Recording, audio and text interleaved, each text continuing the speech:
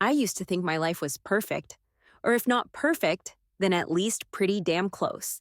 I had the kind of life people envied, loving parents who supported me no matter what, a childhood filled with everything I could ever need, and enough privilege to never have to worry about things like rent or bills or how I was going to afford my next meal. And then there was Ethan. I met him at a charity gala my mother had dragged me to, an event where rich people pretended to care about the less fortunate while drinking overpriced champagne. I had been bored out of my mind until he walked up to me, all charm and confidence, like he belonged in every room he entered. He made me laugh, made me feel interesting, like I was the only person in the world worth talking to. And before I knew it, I was falling for him. It wasn't hard. Ethan had a way of making me feel special, like I was his entire world. He wasn't from my world of privilege and old money. He had built himself up, working his way through college, grinding for every opportunity. He had drive, something I had never needed, but admired in him. I loved that about him. I loved him. So when he asked me to move in with him, I didn't hesitate. My parents were hesitant, of course, but I dismissed their concerns. Ethan and I were in love. We were going to build a future together. But moving in with Ethan was the beginning of everything falling apart. The first few weeks were fine. Good, even. We spent lazy mornings wrapped up in bed, cooked dinner together like one of those perfect couples in a rom-com, whispered promises about the future. But then, things changed. It started small. Little comments that seemed harmless at first. "You're really just used to everything being handed to you, huh?" He said one morning as I struggled to figure out how to work the old coffee maker in his apartment.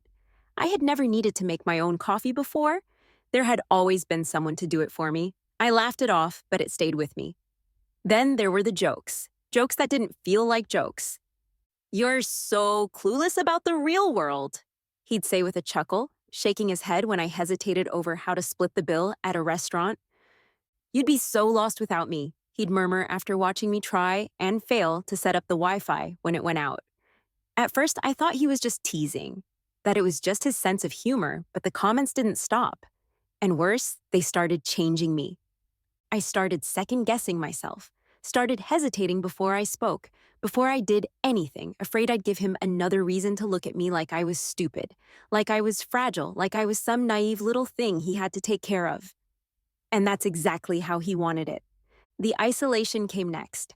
I didn't notice it at first. It was so gradual, so subtle, that by the time I realized how alone I had become, it felt like it was my fault. He was always too busy to go with me to see my family. "Do we really have to go?" He'd sigh, rubbing his temples, like the thought alone exhausted him. "Your mom just asked me the same questions over and over. I swear she doesn't even like me." And when I insisted, he'd say, "You know they judge me, Grace. You know they think I'm not good enough for you. Can't we just stay home?" So I started going less. Then, when I did visit, I got phone calls every hour from Ethan, asking when I was coming home, asking if I had forgotten about him. "You never spend time with me anymore," he'd say when I got back, voice dripping with hurt and guilt. "It's like you care more about them than me." And that's how he won, because he made me feel like leaving him, even for a moment, was betrayal. That staying meant I loved him more. And so, without even realizing it, I stopped going altogether. The breaking point came on a night like any other. I don't even remember what the fight was about. Something small, stupid, meaningless. But somehow it escalated.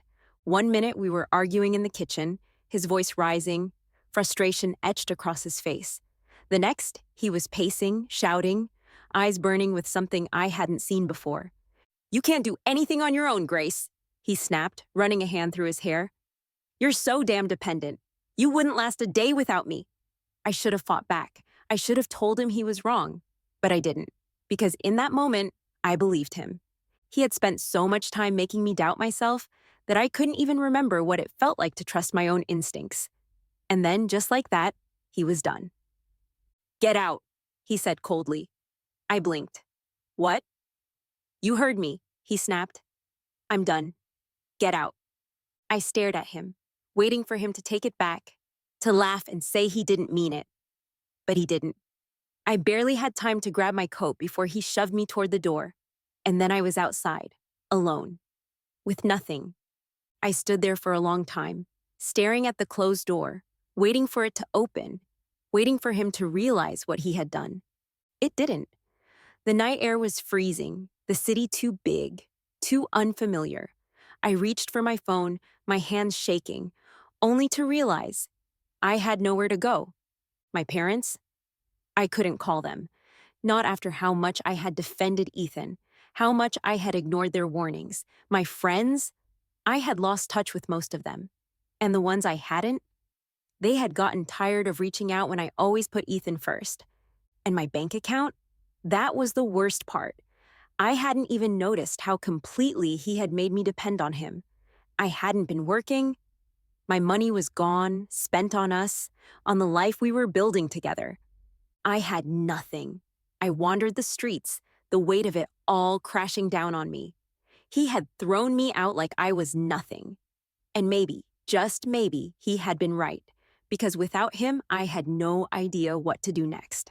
I walked for what felt like hours, the city a blur of neon signs, honking cars, and the distant sound of laughter spilling out of bars and restaurants. The kind of sounds that should have been comforting, reminders that life moved on, that the world was still spinning. But to me, it all felt distant, like I was watching it from the other side of a glass wall. My feet ached, my body numb from the cold, but none of that compared to the humiliation sitting heavy in my chest. Ethan had thrown me out like garbage, and I hadn't even fought back. I had stood there like an idiot, waiting for him to change his mind, waiting for him to decide I was worth keeping. I didn't even know where I was walking. I had no plan, no destination, just an overwhelming need to keep moving, as if stopping would make everything real. The streets weren't exactly empty, but no one looked twice at me. I must have blended in with the lost souls of the city. People passed by, caught up in their own lives, their own problems, too busy to care about the girl, wandering the sidewalks with nothing but a coat and a phone she couldn't even bring herself to use. Then, out of nowhere, a voice broke through the fog of my thoughts. "Careful, dear. Let me help you with that?" I looked up startled, just as an old woman grasped my arm. I hadn't even noticed I had stepped off the sidewalk, dangerously close to a car speeding by. If she hadn't stopped me, I might have— No, I wasn't thinking about that. The woman smiled at me, her face lined with deep wrinkles, her eyes a strange, almost unnatural shade of gray. She was small, hunched slightly, wrapped in layers of scarves even though it wasn't that cold. "You look lost," she said simply. I swallowed, too exhausted to even argue. "I guess I am." She patted my arm, a gentle, comforting gesture that felt strangely intimate. "Sometimes when we lose everything, we find something better." I huffed out a bitter laugh. "I doubt that." She smiled, reaching into the folds of her coat and pulling out a small wrapped candy. It was unassuming, just a little red piece of something twisted in gold foil. "Take this," she said, pressing it into my palm. "It'll help you see things clearly." I frowned, staring down at the candy. What? But when I looked back up, she was gone. I blinked, looking around wildly, but she had vanished. There was no trace of her, no sign she had ever been there at all. Just the candy, warm from where it had been in her hand, now sitting in mine. I should have thrown it away. I should have questioned it, should have been at least a little freaked out. But I was too tired, too drained to care. So I shoved it into my coat pocket and kept walking. By the time I reached Kara's apartment, I was barely standing. Kara was one of the few friends I had left, one of the ones who hadn't completely abandoned me when I had disappeared into Ethan's life. I had ignored so many of her texts, so many of her calls over the last year, too caught up in my own world to care. But she had answered when I finally called, her voice soft and worried, telling me to come over. The moment she opened the door, she pulled me into a hug. "Jesus, Grace," she murmured, holding me tightly. "I was so scared for you." I should have apologized. I should have said something. But all I could do was stand there, letting her hold me together because I couldn't do it myself. She led me inside, the warmth of her tiny apartment hitting me immediately. It smelled like vanilla and something floral, a scent so different from Ethan's cold, sterile space that it almost made me dizzy. "You look like you haven't eaten in days," Kara said, leading me to the couch. Let me get you something. I nodded numbly, curling into myself as she disappeared into the kitchen. It didn't feel real. None of this felt real. Ethan's voice was still in my head, taunting me. You wouldn't survive without me. You need me, Grace. You always have. I clenched my hands into fists, my nails biting into my palms. I wouldn't cry. Not here. Not in front of Kara. Instead, I reached into my pocket, my fingers brushing against the small wrapped candy. I stared at it for a long moment before sighing and unwrapping it, the foil crinkling in the quiet of the apartment. It was just candy. I popped it into my mouth and let the sugar dissolve on my tongue. Its flavor oddly sweet, but indistinct. It tasted like nothing and everything at once. And then, I slept. When I woke up, everything was different. At first, I didn't notice. I just lay there, staring up at the ceiling, feeling strangely calm. My thoughts weren't as heavy, weren't as overwhelming. For the first time in days, my mind didn't feel like it was drowning. Then Kara walked in, a cup of coffee in her hands. Morning, she said, smiling tiredly. How are you feeling? And that's when it happened. She looks better, but God, I don't know what to say to her. I don't want to push too hard. I blinked. The words had come from Kara, but she hadn't spoken them. I stared at her, my heart suddenly pounding. What did you just say? She frowned. I asked how you were feeling. I don't want her to break down. Should I pretend everything's normal? There it was again, her voice, but not her voice. It was in my head. I swallowed hard, my throat suddenly dry. I'm fine. I wasn't fine. I was losing it. I rubbed my temples, trying to shake the feeling, trying to push away the noise that wasn't supposed to be there. Maybe I was imagining it. Maybe I was just so sleep-deprived and emotionally wrecked that my brain was making things up. But as the day went on, it didn't stop. Every time Kara spoke, I heard something else underneath. Her thoughts, her fears, her doubts. It wasn't just her either. When I stepped outside to get some air, I passed a man on the phone. God, I hope she doesn't ask about the money. I can't tell her I lost it. A woman at a bus stop? I hate this job. I hate this city. I wish I had the guts to just leave. Everywhere I went, I heard them. And the worst part? It wasn't overwhelming. It should have been. It should have been terrifying. Hearing voices that weren't mine, thoughts that weren't meant to be spoken.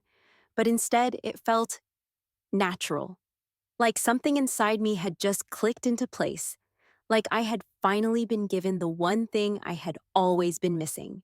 And as I stood there, listening to the unspoken whispers of the world around me, I realized something. Ethan had thought I was weak, that I couldn't survive without him, that I would never be anything on my own. But he had no idea who I was becoming. At first, I thought I was losing my mind. There was no way this was real, no way I could actually hear people's thoughts. But the more I listened, the more undeniable it became. It wasn't like the voices in my head were jumbled noise. I could tune in, focus, hear exactly what someone was thinking the moment they were thinking it. The realization was terrifying, but as the days passed, that fear slowly morphed into something else. Power. I started small, testing it, trying to figure out what the limits were. It wasn't as if I could dig deep into someone's memories or force them to think about something specific. It was more like eavesdropping, except instead of listening to spoken words, I was listening to the things they didn't say. When Kara asked me if I wanted to go out for coffee, I heard her real thoughts. I hope she says yes. She needs to get out of the apartment. She's been trapped here for days. It was a simple thought, but it confirmed that this wasn't just in my head. The more I experimented, the more strategic I became. I started predicting people's reactions, testing how my responses could change their moods, their choices, their perceptions of me. It was a game, a careful balancing act of saying the right thing at the right time, using what I knew to shift the outcome in my favor. When Kara casually mentioned that she wanted to introduce me to a friend who worked in finance, I heard the hesitation in her mind. What if Grace isn't ready? What if she embarrasses herself? Maybe I should wait a little longer. That hesitation would have cost me an opportunity, but I knew exactly how to cut it off before it could become real. I think I'm ready. I said, forcing confidence into my voice before she could change her mind. I've been thinking a lot, and I know what I want to do next. She smiled, relieved, her thoughts shifting to, she sounds good. Maybe I was wrong. She does seem stronger. Just like that, I had flipped the script. That night, I lay in bed, staring at the ceiling, turning this new power over in my mind. I could use this to get back at Ethan, to crush him, to make him feel as small as he had made me. The idea was tempting, intoxicating even. But was that really the best use of this? I thought about everything Ethan had said to me, every cruel remark, every moment he had chipped away at my confidence. You wouldn't survive without me. That was what he had said before throwing me out. And the best way to prove him wrong wasn't to ruin him. It was to make myself untouchable. So that became the plan. The first step was getting a job. I had never really worked before, not because I wasn't capable, but because I had never needed to. My family's wealth had cushioned me from the stress of needing a career, and Ethan had only reinforced that by making me believe I wasn't cut out for the real world. But now I needed financial independence, and I needed it fast. I scoured job listings, sent out resumes, and lined up interviews. The first few were intimidating. I had no real experience, nothing on my resume that made me stand out. But I had something better. I knew exactly what they wanted to hear. The moment I stepped into those interviews, I focused, listening to every unspoken thought of my interviewers. She seems nervous. Is she reliable? I adjusted my posture, forcing calm into my voice. We need someone who can adapt quickly. I emphasized how I was a fast learner, how I thrived in challenging situations. She doesn't have experience, but she seems confident. Maybe she's worth the risk. By the time I walked out of each room, I already knew I had won them over. Within a week, I had a job offer from a prestigious firm, one that paid far more than I had expected. The hiring manager shook my hand, smiling. You were exactly what we were looking for. Of course I was. Once I had the job, everything else fell into place. With money coming in, I moved into my own apartment, a small but beautiful place overlooking the city. It was the first time in years I had something that was mine, not Ethan's, not my parents', but something I'd built from the ground up. The freedom was exhilarating. At work, I used my gift to rise fast. I knew when my boss was in a good mood, when to speak up in meetings, when to let others take credit for minor ideas so that they felt indebted to me later. I listened to what my coworkers feared, what they wanted, what they hated, and I adapted to become the perfect employee, the one everyone trusted. Networking became effortless. Business dinners, cocktail events, late-night meetings with executives, I knew exactly how to navigate them. I could make people like me, trust me, want to help me without them even realizing why. They'd walk away from conversations with me thinking, she just gets it. There's something about her, because I knew what they wanted before they even said it. And just like that, I was building something bigger than I had ever imagined. One night, months after my world had collapsed, I sat alone in my apartment, sipping wine, watching the city lights flicker outside my window. I had come so far in such a short time. I was independent. I was thriving. I had built a new life from nothing. And Ethan was nowhere. I hadn't seen him since that night, hadn't spoken to him, hadn't even acknowledged his existence. And that, I realized, was the greatest revenge of all.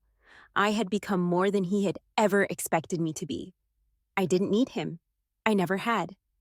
And now, I was stronger than he ever would be.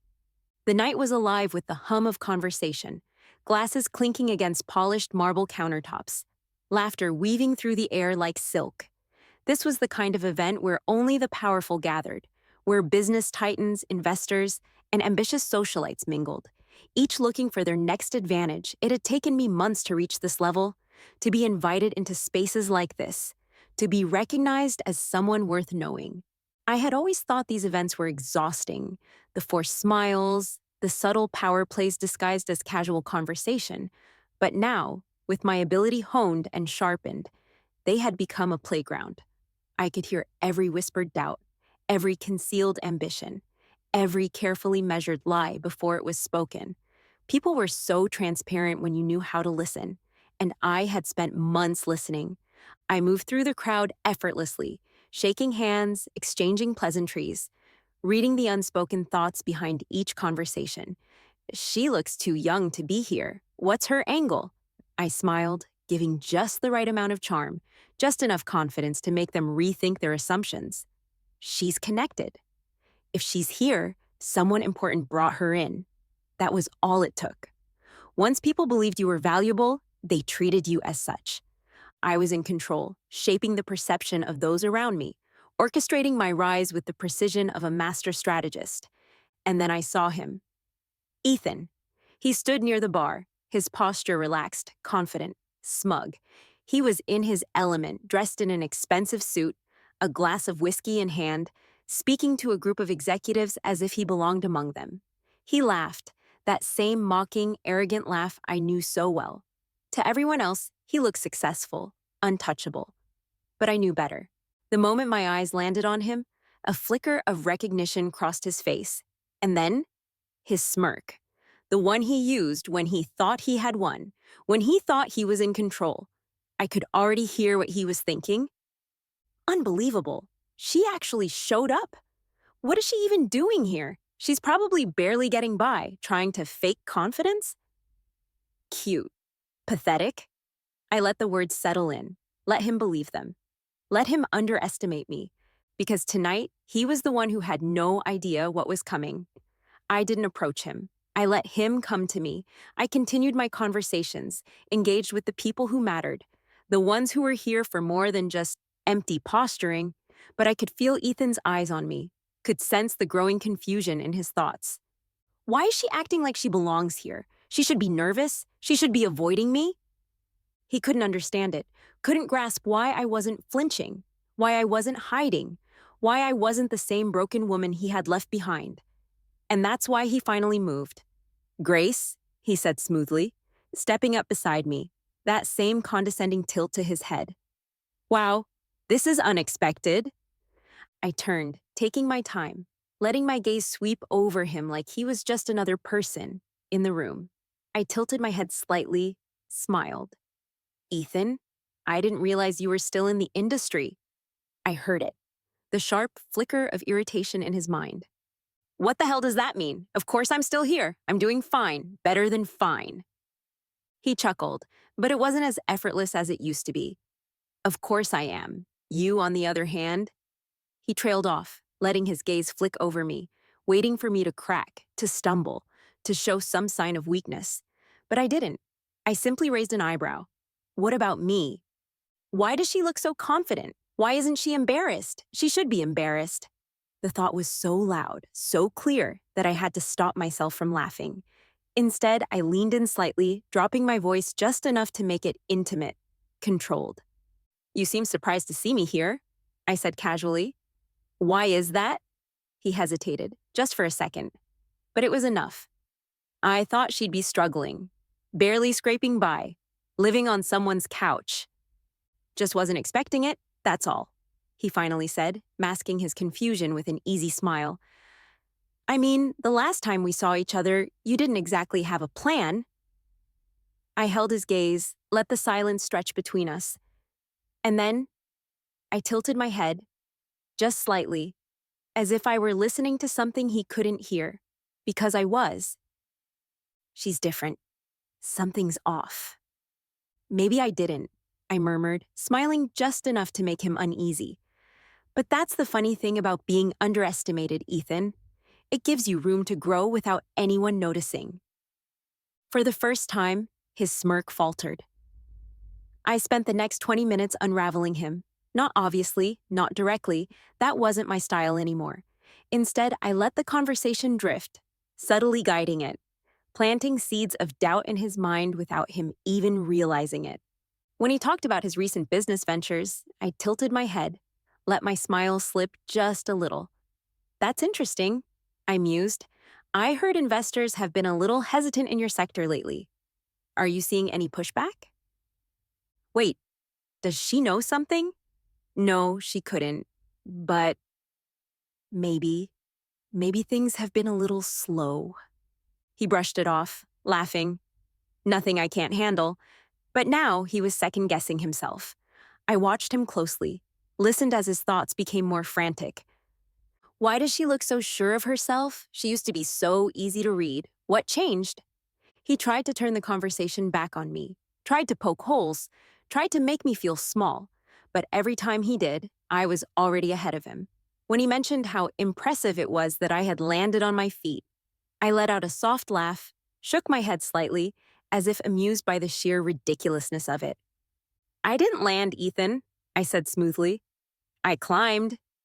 What the hell does that mean? What has she been doing? I let him sit with that uncertainty, with that gnawing sense of unease, with the realization that I was no longer someone he could predict, no longer someone he could mold. I was something else entirely, and he had no idea how to handle it. By the time I excused myself from the conversation, I could feel it. The cracks in his confidence, the foundation of control he had spent years building, shifting beneath him. Ethan had always thrived on certainty, on knowing exactly where he stood, on believing he was above me. Tonight, I had ripped that certainty from him, had made him question himself in ways he never had before.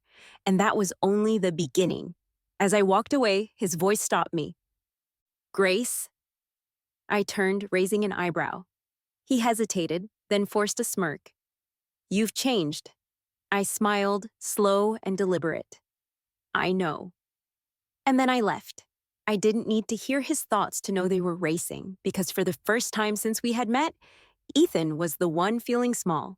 Ethan had always considered himself a man ahead of the curve, someone who could read people, anticipate trends, and always stay one step ahead of the competition. He wasn't the type to accept failure, much less face it head on. That was why, even after our encounter at the networking event, even after he had walked away shaken, he still believed he could turn things around. He had a plan, after all. He always had a plan. His next big business venture was meant to be his comeback, the thing that would cement his place among the elite. It wasn't just about money or status. It was about reasserting his power, proving to the world that he wasn't just surviving, but thriving. More than that, though, I knew what he really wanted. He wanted to overshadow me. That night, I had rattled him more than he would ever admit, and in his mind, the only way to regain control was to outshine me on the grandest stage possible.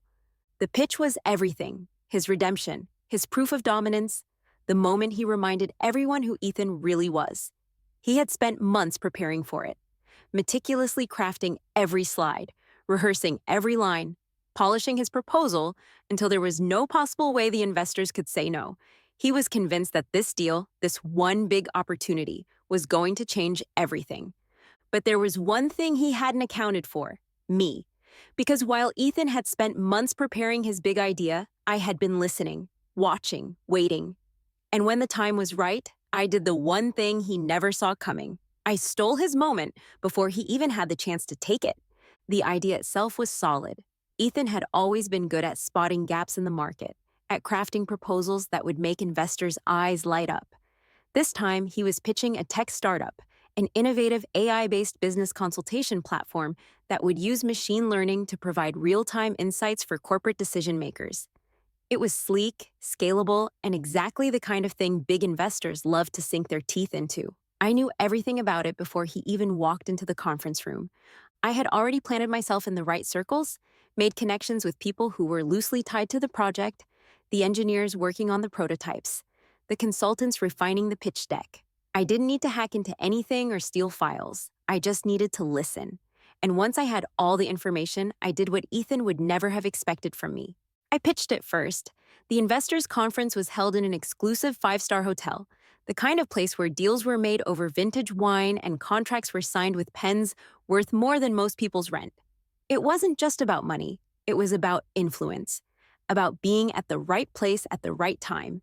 Ethan had planned to deliver his pitch during the final day of the event, securing a high-profile slot where all the major investors would be in attendance. So I made sure I got to them first. I scheduled a private meeting with a handful of the most influential investors 2 days before Ethan's official pitch. Using my connections, I framed it as an exclusive early opportunity, a project still under wraps, but one that had massive potential, something they wouldn't want to miss. And then I gave his exact pitch, word for word. Slide for slide, only better. I had refined the concept, preemptively addressed any potential concerns, and, most importantly, tailored my responses based on exactly what the investors were thinking. As I spoke, I listened to their silent doubts, their hidden excitement, their curiosity, and I adjusted my delivery in real time. This is smart, but what about data security? I smiled, flipping to the next slide. One of the core aspects of the system is its adaptive security model. We've developed a framework that ensures real-time encryption, making it nearly impossible for breaches to occur. A competitor could replicate this? What makes this unique? Glad you asked. Unlike anything else on the market, this platform is designed to learn from each individual company's data ecosystem, making every deployment entirely customized to the needs of the business.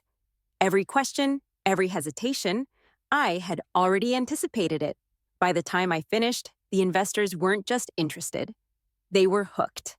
One of them leaned back in his chair, nodding slowly, a slight smirk on his face. This is exactly what we've been looking for. And just like that, the deal was done. Ethan walked into his scheduled pitch 2 days later, completely unaware that he had already lost. He stood at the front of the conference room, his confidence unwavering, his charm fully activated. He believed he had them in the palm of his hand, believed this was his moment to take back control. Then he started talking. And something was wrong. The investors weren't engaged. They weren't leaning forward, weren't responding with excitement or intrigue. They were bored. Some of them exchanged glances, others shifted in their seats as if they were politely waiting for him to finish. And then realization dawned on him. No, this isn't right. Why do they look like they've heard this before? The first investor to speak barely concealed his disinterest. Ethan, I have to be honest with you. This isn't exactly new information. Ethan blinked. Excuse me? We've already seen this pitch, another investor said, almost apologetic. A few days ago, actually. His jaw tightened, his hands clenched at his sides. What? No, that's impossible. No one else knew. And then it hit him. He turned sharply, scanning the room, and that's when he saw me. I was seated near the back, calm, collected, sipping a glass of wine as I watched his entire world crumble in real time. His gaze locked onto mine, and in that moment, I knew. He understood. He knew I had outmaneuvered him, that I had gotten here first, that I had taken everything from him before he even had a chance to fight for it. His face darkened, his fists clenching, but there was nothing he could do. Because this wasn't revenge. This was justice. This was proof that I was not only surviving, I was thriving. That I wasn't just his equal, I was his superior. And the best part? I never had to lift a finger. After the pitch, he found me. He was seething, barely holding himself together, his face a mix of rage and disbelief. You! He hissed. You stole this from me! I tilted my head, feigning confusion. Stole?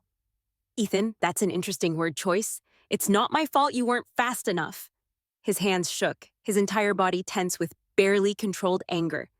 You planned this. You? I did what you would have done. I interrupted smoothly, leaning in just enough to watch his mask crack completely. Only I did it better. The silence stretched between us, thick, suffocating. He couldn't speak, couldn't move, because there was nothing left for him to say. I had won, and he knew it. I straightened, smoothed my dress, and smiled. Enjoy the rest of your evening, Ethan. Then, without another word, I walked away. And this time, I never looked back. Ethan had always believed he was invincible. No matter what happened, no matter who he stepped on, he had a way of coming out on top. He thrived on control, on being the one who dictated the game while everyone else scrambled to keep up. And for the longest time, I had played right into it. I had let him shape me, mold me, make me believe I was nothing without him. But now he was the one drowning. I could feel it even before I saw him again. The ripples of his desperation reached me before he did. Whispers in high places, murmurs from investors who had once thrown their weight behind him, now treating him like a sinking ship. Ethan was falling apart, And the one person who used to make him feel powerful was now the biggest threat he had ever faced, and he knew it. That's why, when I saw his name light up on my phone, I already knew what it was about. Can we talk? I didn't respond. Not right away. I let him sit with it, let him wonder if I'd even acknowledge him. I could almost hear his thoughts. She won't ignore me. She can't. I still have a hold on her. I always have. But he was wrong. 3 hours later, I finally sent my reply. Fine, the monarch. 8 p.m. Let him think he was getting what he wanted. Let him believe for just a little longer that this was still his game. The Monarch was one of those high-end restaurants where every table had a perfect view of the city skyline, the kind of place that was meant for power plays disguised as casual meetings. I arrived first, intentionally. I wanted to watch him walk in, and when he did, I felt nothing. No anger, no pain, no trace of the helpless girl he had left standing on the street all those months ago. He looked the same, sharp suit, perfect posture, the same controlled charm he had always carried like a weapon. But the difference was I could see through it now. I could hear the doubt underneath. She showed up. Good. That means I still have a chance to fix this. I almost laughed. He approached the table like he owned it, like he could own me. I let him pull out his chair, let him sit, let him look at me with that carefully calculated expression of regret. Grace, he said, his voice smooth, just the right amount of remorse threading through it. I'm really glad you agreed to meet me. I tilted my head slightly, watching him. Are you? Careful, don't push too hard. Make her think this is genuine. I smiled, slow and patient. Let's get to it then. What did you want to talk about? He exhaled, running a hand through his hair like he was struggling with the weight of his self-imposed guilt. I wanted to say I'm sorry. He met my eyes, letting his expression soften. For everything. For how I treated you. For not realizing what I had until it was gone. I said nothing, because I didn't need to. This has to work. She always wanted an apology before. She used to beg for it. I took a sip of my wine, watching him over the rim of my glass. Go on, I said. Encourage him. Let him dig his own grave. He leaned forward slightly, lowering his voice like we were in on something private. I was an idiot, Grace. I was arrogant. I pushed you away when I should have been holding on. I don't want to make excuses. I know I hurt you, and I know I don't deserve another chance, but he trailed off, waiting for me to fill the silence. I didn't, so he kept going. But I miss you. I miss us. His voice was perfect, earnest, broken, just the right amount of hesitant hope. I've been thinking a lot about the past, about what we had, and I can't shake the feeling that we're not done. That maybe after everything, we were always meant to find our way back to each other. I let out a small hum, tilting my head. That's a nice speech, Ethan. His eyes flickered just for a second before he smiled. It's not a speech, Grace. It's the truth. Come on, buy it. You always used to buy it. I leaned forward, just slightly, dropping my voice to a whisper. You don't mean a word of that, do you? The reaction was instant. His entire body stiffened. He let out a short, breathy laugh, shaking his head. Grace, you don't love me, I continued, my voice calm. You never did. You just loved having power over me. You loved that I depended on you, that I needed you. I watched as the mask started to crack. I can hear it, you know, I murmured, watching his pulse jump in his throat. The real thoughts, the ones you don't say out loud. And just like that, the control shifted entirely. I saw it hit him. The realization, the fear. I knew. His lips parted slightly, but no words came out. So I leaned in, my voice barely above a whisper. And I know your biggest fear. His jaw clenched. Grace, you're afraid that without me, without having control over someone, you're just nothing. The silence between us stretched, thick and suffocating. His fingers curled into fists on the table, his breath coming just a little too fast. His confidence, the thing he had built his entire life on, was crumbling right in front of me. I had broken him. Without lifting a single finger, I finished the last sip of my wine, placed the glass down gently, and smiled. "It's been fun, Ethan." Then, without another word, I stood, smoothing out my dress, and I walked away. I didn't turn back. Didn't need to, because for the first time since we met, he was the one drowning, and I was finally completely free.